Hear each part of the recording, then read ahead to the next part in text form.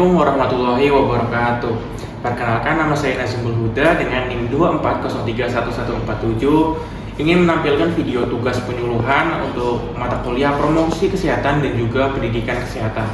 Di sini saya akan melakukan penyuluhan untuk pasien atas nama Rina kelas 10 yang didiagnosis mengalami anemia ringan. Di sini saya melakukan penyuluhan dengan media lembar balik dan juga leaflet. Selamat menonton.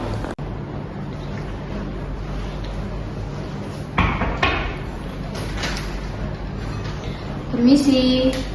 Ya, silakan masuk. Silakan duduk, Mbak.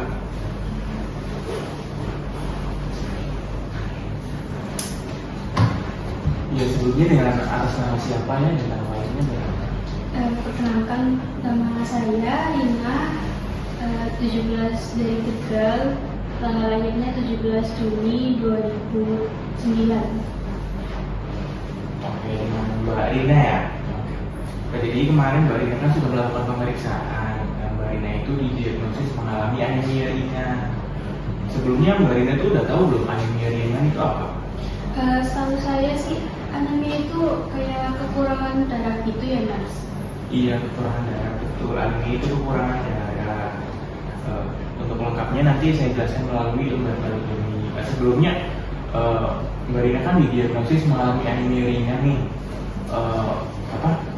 Yang dirasain itu apa ya selama mengalami anemia ini? Biasanya sih kalau misalnya saya pas sekolah itu kan kadang upacara gitu, saya sering merasa lemas gitu, bahkan bisa sampai pingsan. Terus juga teman-teman tuh melihatnya saya tuh kelihatan pucat loh gitu. Kayak kelihatan pucat terus mudah lelah gitulah ya. Iya. Jadi itu benar ada beberapa tanda-tanda anemia yang seperti itu. Untuk lebih jelasnya nanti saya jelaskan melalui leaflet ini ya, di lembar balik ini. Jadi lembar balik itu berisi tentang anemia pada remaja putri. Nah, yang pertama tadi anemia. Anemia itu apa sih? Betul kata Mbak Rina tadi, anemia berkaitan dengan darah. Anemia adalah kondisi di mana sel darah merah hemoglobin itu di bawah kategori normal. Kondisi ini sebagian besar disebabkan faktor dekompensasi zat besi ditandai dengan rendahnya kadar hemoglobin. Nah, pada remaja putri ini biasanya disebut anemia bila kadar Hb-nya dalam darah itu kurang dari 12. Terus ada lagi gejalanya apa sih? Nah, tadi kan Mbak Rina udah menyebutkan beberapa gejalanya. Ini tuh ada 5L ya. 5L itu lelah, letih, lesu, lalai gitu. Terus ada sakit kepala juga, misalnya ketika remaja putri mengalami itu bisa sakit kepala, mata kunang-kunang gitu. Yang selanjutnya ada mudah mengantuk dan sulit berkonsentrasi. Ini juga menjadi penyebab gejala ketika mengalami anemia. Terus terlihat pucat pada bibir, wajah, kelopak mata, dan kuku. Dan biasanya itu di kuku tuh warnanya sedikit beda gitu. Putih ya? Iya, agak sedikit putih. Ini lalai itu maksudnya berarti saya tuh sering kayak lupa gitu ya? Iya. Itu ketika kurang darah tuh bisa sulit berkonsentrasi gitu, makanya bisa mengalami itu. Terus di sini penyebabnya itu ada beberapa. Kenapa sih remaja putri itu bisa mengalami anemia? Yang pertama itu ada status gizi, terus kurangnya kepatuhan dalam mengkonsumsi tanda-tanda darah, terus pola menstruasi yang tidak normal gitu. Terus ada juga stres dan depresi. Nah, stres dan depresi juga bisa mengakibatkan anemia. Iya, saya pas selama ini juga kayaknya itu kayak kurang normal gitu, kadang bisa terlalu banyak, kadang terlalu kayak nanti jadi singkat gitu. Tapi seringnya kelamaan gitu, akhirnya kan kadang ngerasa pusing kalau pas menstruasi. Kalau minum tablet tambah darah tuh tertib gak? Biasanya kan kalau di SMA kayak gitu dikasih kan, cuman saya jarang minum sih, soalnya kurang suka juga, terus belum tahu kayak buat apaan gitu. Orang saya ngerasanya biasa-biasa aja. Oke, jadi itu menjadi salah satu penyebab gitu kenapa Mbak Rina bisa terkena anemia. Terus yang selanjutnya, gimana sih cara pencegahan anemia? Ini ada beberapa cara pencegahan anemia. Yang pertama itu adalah mengkonsumsi makanan yang kaya zat besi, asam folat, vitamin A, C, dan D. Ini bisa ada dari ikan, kacang-kacangan atau buah-buahan. Terus mau konsumsi tablet tambah darah. Nah tadi kan Mbak Rina bilang kayak di sekolah masih, cuman Mbak Rina tuh belum apa ya, belum rutin dalam minum tablet tambah darah. Terus mengubah pola makan menjadi lebih sehat dan seimbang. Itu ada karbohidrat, protein dan lain-lain. Lebih seimbang. Terus gimana sih cara perawatan di rumah? Nah mungkin barunya tadi pertanyaan kalau kena anemia terus di rumah cara perawatannya gimana dok? Nanti cara perawatannya itu ada istirahat yang cukup dan gaya hidup sehat. Istirahat yang cukup, tidurnya jangan kemalaman, jangan begadang. Itu bisa menjadi salah satu cara perawatan anemia di rumah. Anemianya tidak makin. Terus mengkonsumsi makanan bergizi, batasi mengkonsumsi teh. Terus kenapa sih kok dibatasin konsumsi teh sama kopinya gitu? Karena teh dan kopi itu bisa menghambat penyerapan zat besi. Jadi kalau misal kayak habis makan siang atau apa jangan pakai teh atau kopi itu. Iya, karena bisa menghambat penyerapannya. Terus yang selanjutnya itu ada menghindari kegiatan yang dapat menimbulkan stres. Misalnya nih Mbak Rina di sekolah ikut organisasi yang Itu bikin stres. sangat padat gitu. Itu bisa menjadi salah satu pemicu gitu. Pemicu kenapa bisa menimbulkan. Terus kalau misalnya perlu itu konsultasi ke dokter gitu. Kalau misalnya anemia itu rasanya makin parah ya, itu bisa konsultasi ke dokter. Tapi intinya di rumah itu barunya berarti menjaga pola makan sehat, terus istirahat yang cukup gitu. Nanti anemia ini insya Allah akan